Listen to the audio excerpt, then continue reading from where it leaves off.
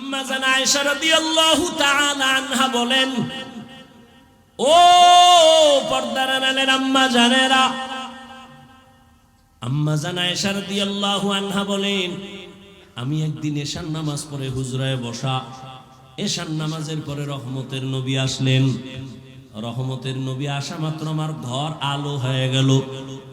নবীরে দেখি মুস্কি হাসতেছেন, আর আমারে কয়, ও হুমায়রা। ইয়া রাসূলুল্লাহ, লাব্বাইক।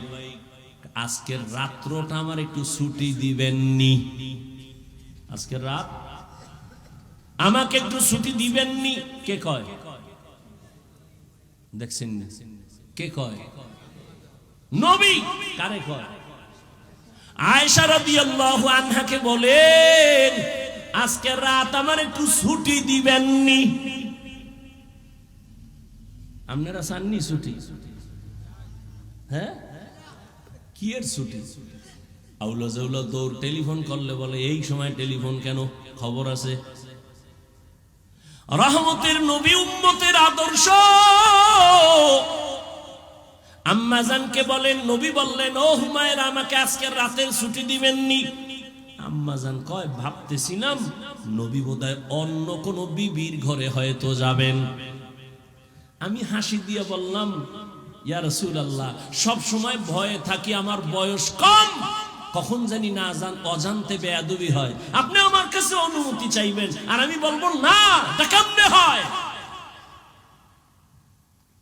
আমি মনে মনে ভাবলাম নবী বোধহয় অন্য বিবির ঘরে যাবেন। কিন্তু রাতের গভীর, আমি আয়েশা ঘুমের বাহানা করে শুয়ে পড়লাম, নবী বোধহয় অন্যের ঘরে যাবেন। হঠাৎ করে আমি খেয়াল করে দেখলাম, আমি ঘুমের বাহানাই আসি, নবীজিরে দেখতেছি আমার হুজুরার পাশে রহমতের নবী নামাজে দাঁড়ায় গেলেন। মায়ার নবী কারো ঘরে আর গেলেন না, রহমতের নবী নামাজে দাঁড়াইলেন। নামাজে দাঁড়াইয়া একা একা গোপনে কি যেন পড়েন, সূরা কেরাত শুরু করলেন, আলহামদু পড়তেছেন। আমি আয়েশা কান লাগায় শুনতেছি, নবী অঝোর দাঁড়ায় কাঁদতেছেন। কান্না করতে করতে নবীজির দাড়ি মুবারক বেয়ে বেয়ে চোখের পানিগুলো পড়তেছে, নবীর কান্না। আলহামদু সূরাটা শেষ, এরপরে নবী সূরা বাকারা শুরু করলেন। ভাবলাম আমার নবী বোধহয় কয়েক পৃষ্ঠা পইরা রুকুর মধ্যে যাবেন, কিন্তু না, সাহাবারা। আমি আয়েশা খেয়াল করতেছি, নবী পুরা সূরা বাকারাই শেষ করে ফেললেন। নবী পড়তেছেন আর কাঁদতেছেন, পড়তেছেন আর কাঁদতেছেন। নবীজির কান্নায় বুক ভেসে যায়, দাড়ি ভিজে ভিজে পানি পড়ে বৃষ্টির মতো। ভাবলাম নবী সূরা বাকারাটা শেষ করে রুকুর মধ্যে যাবেন, না, রহমতের নবী পরের সূরাটাও তেলাওয়াত শুরু করলেন। তেলাওয়াত চলতেছে চলতেছে, মায়ার নবীর চোখের পানি পড়ে দাড়ি মোবারক ভিজে যাইতেছে। নবীজি সূরা বাকারার পরে সূরাটা পড়তেছেন, মাঝখানে না সেই সূরাটা পুরাই শেষ করলেন। এরপরে ভাবলাম নবী রুকুতে যাবেন, দেখলাম না, নবী তারপরের সূরাটাও শুরু করলেন। আর কান্না বন্ধ নাই। নবী পরের সূরাটা ৩ নাম্বার সূরা পুরাটাই শেষ করে ফেললেন। এরপরে নবী রুকুতে যাবেন না, নবী দেখি আবার পঞ্চম সূরা তেলাওয়াত শুরু। মায়ার নবীর কান্না, মনে হয় যেন দুনিয়া কম্পমান হয়ে গেল। নবীর কান্না চলতেছে, তেলাওয়াত চলতেছে, কান্না চলতেছে, গভীর রাতে আর তেলাওয়াত চলতেছে। দীর্ঘ সময় মনে হয় যেন রাত এখন শেষ হয়ে যাবে। নবী মাত্র প্রথম রাকাতে নামাজের তেলাওয়াতে আছেন, চোখের পানিতে নবীর জামা ভিজে যাচ্ছে, দাড়ি ভিজিয়া গেল। দীর্ঘ সময় আমি আমার আয়েশার হায়াতে নবী কি এত কান্না দেখি নাই, এত কষ্ট দেখি নাই। দীর্ঘ টাইম দাঁড়াইয়া তেলাওয়াত করার পর মায়ার নবী সবে মাত্র রুকুর মধ্যে চলে গেলেন। নবী রুকুতে গিয়া আর মাথা উঠান নাই। মনে হয় যেন নবী কান্না করে বেহুশ হয়ে যাবেন। নবীজি এই পরিমাণ ইবাদত করেন, কান্না করে নবী রুকুর থেকে উঠেনি না। অনেক সময় সীমাহীন দেরি করার পর মায়ার নবী এবার দাঁড়ায় গেলেন। দাঁড়াইয়া এরপরে নবী মাত্র প্রথম রাকাতের প্রথম সিজদায় রওয়ানা। মায়ার নবী যখন প্রথম রাকাতের প্রথম সিজদায় চলে গেলেন, সিজদায় গিয়ে যে আবার সে কান্নার আওয়াজ। মায়ার নবী কাঁদতেছেন প্রথম সিজদায়, দ্বিতীয় সিজদাও দেন নাই।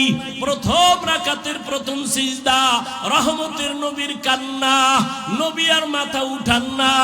এই পরিমাণ সময় লাগাইয়া সিজদায় গিয়া নবী কাঁদেন। মায়ার নবী বলেন, আচ্ছা আস্তাজিদু ইয়াসজুদু আলা কদামির রহমান। বান্দা যখন নিজের কপাল সিজদায় লুটাইয়া দেয়, আমার রব তখন কুদরতের পা বান্দার কপালের নিচে ঢুকাইয়া দেয়। মায়ার নবী সিজদায় পড়ে কাঁদেন। আম্মা জান আয়েশা বলেন, আমি পর্যন্ত বেকারার হয়ে গেলাম। মনে হয় নবীর এই নামাজগুলি জীবনের শেষ, নবীর জীবনের শেষ নামাজ। নবীর সিজদার কান্না হঠাৎ করে শুনে পেছন থেকে বেলালের আওয়াজ। বেলাল ডাক দিয়া কয়, ইয়া রাসূলুল্লাহ, আমি ফজরের আজান দেওয়ার জন্য চলে আসছি, তাড়াতাড়ি আপনি প্রস্তুতি গ্রহণ করেন। আজানের সময় কাছাকাছি চলে আসছে, ফজরের সময় অতি নিকটবর্তী। আম্মাজান বলেন, নবী মাত্র প্রথম রাকাতের প্রথম সিজদায় এখনো কান্না, ওদিকে বেলালের আওয়াজ। ফজরের সময় কাছাকাছি, দ্রুত রেডি হয়ে যান। আম্মাজান আয়েশা রাদিয়াল্লাহু আনহা বলেন, আমার মায়ার নবীর এই রকম আশ্চর্য হাজারো ধরনের ঘটনা। আম্মাজান একদিন বলেন, ইয়া রাসূলুল্লাহ, আপনি জীবনে তো কম কষ্ট করলেন না, আপনার জীবন মনে হয় দুঃখে দুঃখে গেল। তবে আমি আয়েশা জানতে চাই, আপনার জীবনের বেশি দুঃখের ঘটনা কোনটা? বলা মাত্র নবী হাউ মাউ করে কান্না শুরু করলেন আর বলেন, ও আয়েশা, তায়েফের ময়দানের ঘটনা আমার বড় হৃদয় বিদারক, আমি সহ্য করতে পারি না। তায়েফের ময়দানে আমি গেলাম, এদিকে আমার বাবাও নাই, মাও নাই, আমি বড় ইয়তীম। সন্তান বিপদে পড়লে বাবারে টেলিফোন করে, বাবা কই আছো, আসো, আমার উপরে বিপদ চলে। মা থাকলে টেলিফোন করে বলে, মা একটু দোয়া করিও। মায়ার নবী বলেন, আমি বাবা বলিয়া জীবনে ডাক দিতে পারি নাই। 6 বছরে মা হারা আমি মুহাম্মদ, 8 বছরে আমার দাদাকেও আমি হারায় ফেললাম। আমার এত কষ্ট, আমার জীবনটা কষ্টে কাটিয়ে গেল। আমাকে 1 দিন না 2 দিন না 3 বছর পর্যন্ত শিয়াবে আবু তালিবে আমাকে গৃহবন্দী করে রাখলো। চতুর্দিকের পাহাড় মাঝখানে আমাদের আটকাইলো, পানি দেয় না, খানা দেয় না। আমি রহমতের নবী গাছের পাতাগুলো ছিঁড়ে ছিঁড়ে চাবাইয়া চাবাইয়া খাইয়া আমার পেটের ক্ষুধা নিবারণ করছি। আমি এত কষ্টের মাঝে গেলাম তায়েফের ময়দানে দাওয়াত দেওয়ার জন্য। ওই তায়েফের পাগল কাফেরেরা ওদের বাচ্চাগুলোকে আমার পেছনে লেলিয়ে দিল। বাচ্চাগুলো পাথর হাতে নিয়ে বৃষ্টির মতো মারতে যখন শুরু করলো, একদিকে গালি দেয় আর অন্যদিকে পাথরের আঘাত। পাথর পরে পরে আমার শরীর রক্তে রঞ্জিত, রক্ত পরে আমার জুতা পর্যন্ত আটকায় গেল। আমার আল্লাহ পর্যন্ত বেজার হইয়া জিবরাইলকে পাঠায় বলে, যাও তায়েফের জমিন উল্টাইয়া সব ধ্বংস করে দাও। আমাকে এই পরিমাণ পাথর মেরে মেরে ওরা তাড়ায় দিল। একটা ব্যক্তি ছাড়া কেউ আর কালেমা পড়ল না। আমি মা কেউ পাইলাম না, বাবাকেও পেলাম না। এই পরিমাণ কষ্ট আমার, রক্ত মাখা অবস্থায় আমি হাঁটতে হাঁটতে মক্কার দিকে রওয়ানা। এই তায়েফের কাফের বেঈমান এই পরিমাণ আমার উপর অত্যাচার করলো, কি পরিমাণ উপহাস আর ঠাট্টা গালাগালি করলো। আমি আল্লাহর কাছে একবারও বরদোয়া করি নাই, তবে তায়েফের ঘটনা আমাকে বারবার কষ্ট দেয়, কাঁদায়। এরে নবীর উম্মতের দল, ওই নবী মেরাজ থেকে নামাজ নিয়ে আসলেন। আজকে মুসলমান দাবি করি, বান্দা দাবি করি। বান্দার জন্য মূল কাজ হলো ইবাদত। ইবাদত যারা করবে তারা আসল বান্দা, যার ইবাদত করবে তিনি হুদ। এরে বান্দা দাবি করি, এখনো ইবাদতের লাইনে দুর্বল। ও কলিজার যুবক বাবারা, বৃদ্ধ বাবাজিরা, পর্দার আড়ালের মা বোনেরা, আজকে আল্লাহ সন্তান দান করেছেন, একটা আদর্শ সন্তান দুনিয়াতে রেখে যাইতে পারলেন না। কি নিয়ে আল্লাহর আদালতে হাজির হবেন? এখনো সময় আছে, তওবা করেন। ও যুবক, স্কুলে পড়ো, কলেজে পড়ো, চাকরি করো, ব্যবসা করো, তোমার মতো কত যুবক দাড়িওয়ালা নামাজির অভাব নাই। স্কুলে পড়িয়াও নামাজ বাদ দেয় না, চাকরি করে নামাজ ছাড়ে না, ব্যবসা করে নামাজ ছাড়ে না। বলো বাবা, তুমি কেন নামাজ পড়তে পারো না? জীবনে আর কতদিন এভাবে গুনাহ করবা? আজরাইল ধাক্কা দিলে আর থাকতে পারবা না।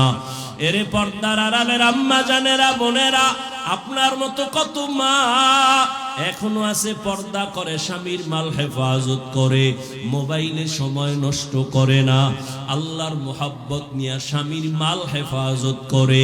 আপনি কেন পারবেন না?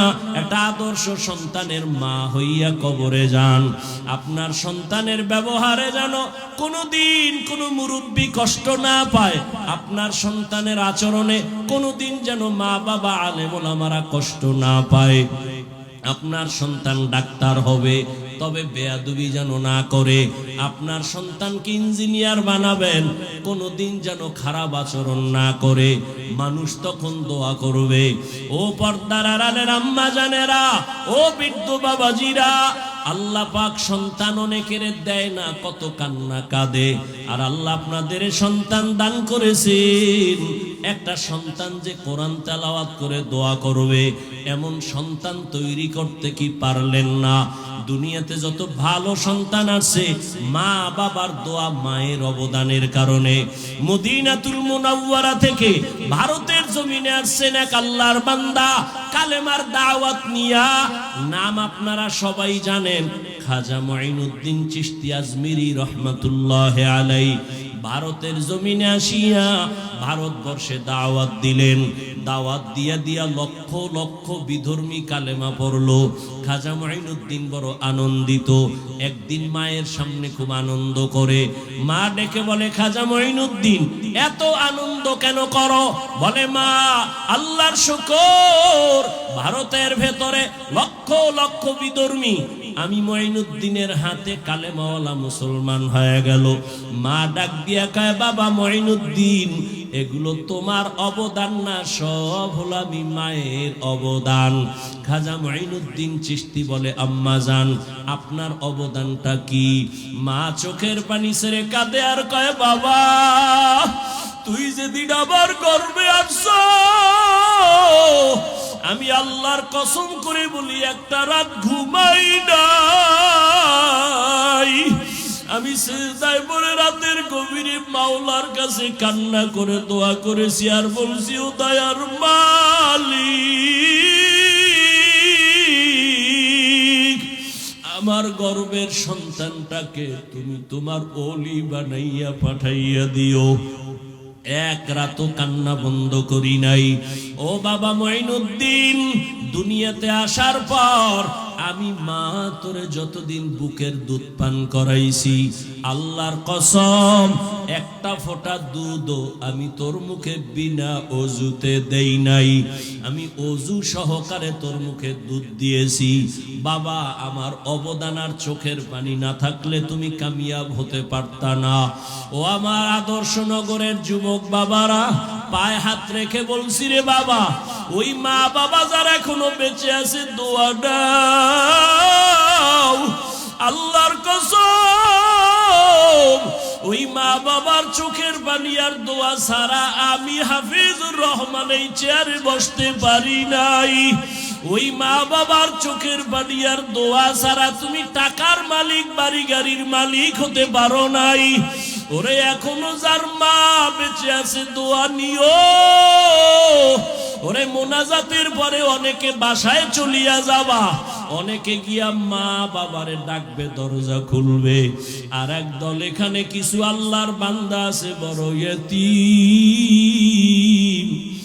আর জীবনে মা বলে ডাক দিতে পারবে না, আর জীবনে বাবা বলে ডাক দিতে পারবে না। সবাই যখন মা কইয়া ডাক দেয়, ওই যার মা নাই তার কলিজাটা ছিঁড়িয়া যায়। ওরে সন্তান যখন বাবা বলিয়া ডাক দেয়, যার বাবা নাই ওর কলিজাটা ছিঁড়িয়া যায়। ওরে একদিন ঈদের নামাজ পড়ি একটা যুবক কবরের কিনারায় দাঁড়ায় দাঁড়ায় কান্না করে। ও যুবক, ঈদের আনন্দ বাদ দিয়া কাঁদো কেন? বলে গত ঈদে আমার মা আমার মাথায় হাত বুলায় দোয়া করেছে, আমার বাবারে পাশে নিয়ে নামাজ আদায় করেছিলাম।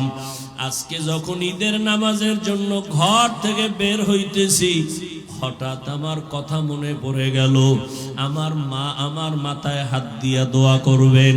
হঠাৎ মনে পড়িয়া দেখি মায়ের বিছানাটা খালি,